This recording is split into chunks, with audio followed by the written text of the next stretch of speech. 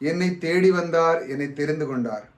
இந்த கால வேளையிலே உங்களோடு தேவனுடைய வார்த்தை பகிர்ந்து கொள்ள எடுத்துக்கொள்ளப்பட்ட வார்த்தை 112ஆம் சங்கீதம் வாசிக்கிறேன். எல்லாரும் பைபிளை திருத்திக் கொள்ளுங்கள். ஹல்லேலூயா.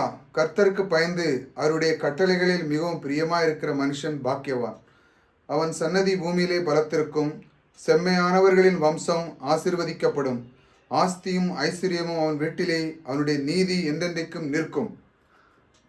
செம்மையானவர்களுக்கு இருளிலே வெளிச்சம் உதிக்கும். அவன் இரக்கம் மன உருக்கமும் நீதி உள்ளவன். இறங்கி கடன் கொடுத்து தன் காரியத்தில் நியாயமானபடி நடப்பிக்கிற மனுஷன் பாக்கியவான். அவன் என்றென்றைக்கு அசைக்கப்படாதிருப்பான். நீதிமான் நித்திய கீர்த்தி உள்ளவன். துர்ச்செய்தி கேட்கிறதினால் பயப்படான். அவன் இருதயம் கர்த்தரை நம்பி திடமாயிருக்கும்.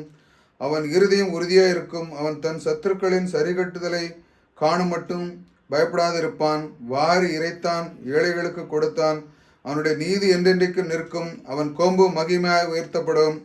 துன்மார்க்கன் அதை கண்டு மனமடிவாகி தன் பற்களை கடித்து கரைந்து போவான். துன்மார்க்குடைய ஆசை அழியும். கர்த்தருடைய இந்த வார்த்தையிலே தேவனுடைய வார்த்தை மூலமாக இதயத்தை எப்படி பலப்படுத்துவது என்று நாம் கற்றுக்கொண்டு வருகிறோம். அதான் சொல்கிறது சங்கீதம் 7 இந்த வார்த்தையில் 112 துர்ச்செய்தி கேட்கிறதுனால் பயப்படான்.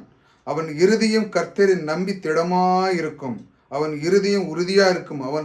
அவன் தன் சத்துருக்களின் சரிதி கட்டுதலை காண மட்டும் பயப்படாயிருப்பான் என்று அதில் சொல்லியிருக்கு. இந்த மாதிரி துர்ச்செய்திகள் மற்ற விஷயங்கள் எல்லாம் வந்தாலும் அவன் கர்த்தருடைய வார்த்தையிலே உறுதியாக இருந்து அதை பலப்படுத்தி கொள்கிறான். ஆனால் இந்த சங்கீதத்தை முழுமையாக நாம் முதல்ல இருந்து வாசிக்கும் பொழுது வார்த்தையை முதல்ல அல்லேலூயா என்று ஒரு இது வருகிறது. அல்லேலூயானா சிலவங்க சொல்லாங்க இது அல்லேலூயா கும்பல் அப்படி சொல்லாங்க. அப்படி இல்லை. ஆனால் இதில் என்ன சொல்லப்பட்டிருக்கிறது முதல்ல நீங்கள் பாருங்கள். கர்த்தருடைய கட்டளைகளில் மிகவும் பிரியமாயிருந்து அவன் சன்னதியில் பூமியிலே பலத்திற்கும் செம்மையானவர்களின் வம்சம் ஆசீர்வதிக்கப்படும்.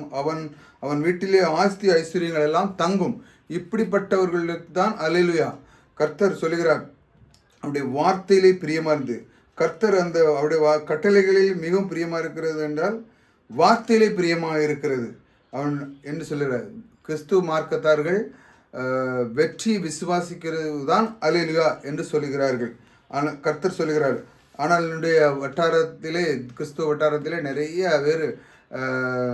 நிறைய படிச்சிருக்காங்க, வாங்கியிருக்காங்க. ஆனாலும் சில காரியத்தில் அவர்கள் செய்ய முடியாது என்று சொல்லிக்கொண்டு எத்தனையோ காரியத்தில் அவர்கள் பின்தங்கி போகிறார்கள். ஆனால் அவர்கள் கர்த்தருடைய வார்த்தையிலே, அதான் முதல்ல சொல்லுது, கர்த்தருக்கு பயந்து அவருடைய கட்டளையில் மிகவும் பிரியமாக இருக்கிற மனுஷன் பாக்கியவான். கட்டளைன்னா என்ன? வார்த்தை. இந்த வார்த்தையிலே பிரியமாக இருந்து அந்த வார்த்தையிலே திடமனதாக இருந்து வாழுகிற மனுஷன் பாக்கியவான். அதனால் கர்த்தருடைய வாக்கு தத்துவத்தை எடுத்துக்கொண்டு அதை மீண்டும் தியானித்து தன் மனதை அவன் சரியாக வைத்திருக்கும் பொழுது அவன் வீட்டில் என்ன சொல்லியிருக்கிறது? ஆஸ்தியும் ஐஸ்வர்யம் தங்கும் என்று சொல்லியிருக்கிறது. அப்படி அவன் பலப்படுத்தும் பொழுது அவனுக்கு எதிராய் எத்தனை துன்மார்க்கன் எதிராய் வருகிற அந்த துன்மார்க்கன் அதை கண்டு மனமடிவான். ஏனென்றால் அவன் இருதயம் பலமாயிருக்கிறது. அதை அவன் தன் பற்களை கரைந்து போவான். துன்மார்க்கனுடைய ஆசை அழியும். ஏனென்றால் அவன் தன்னுடைய இதயத்தை அவன் பலப்படுத்தி வைத்திருக்கிறான். அவன் எந்த துர்ச்செய்தி அவனுக்கு வருகிற எத்தனை துன்பங்கள் எத்தனை பிரச்சனைகள் அவன் மேற்கொண்டாலும் அவனுடைய வார்த்தையில் அவன் உறுதியாக இருந்து அவன் துன்மார்க்கன் மடியும் அளவு அவன் காண்கிறான் என்று வேதம் சொல்கிறது.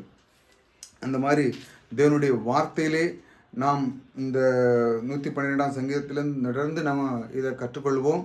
இது இன்னும் நாட்களாக வர இருக்கிறது. அதை தொடர்ந்து நீங்கள் கற்றுக்கொண்டு வர வேண்டும் என்று எனக்கு ரொம்ப ஆசை.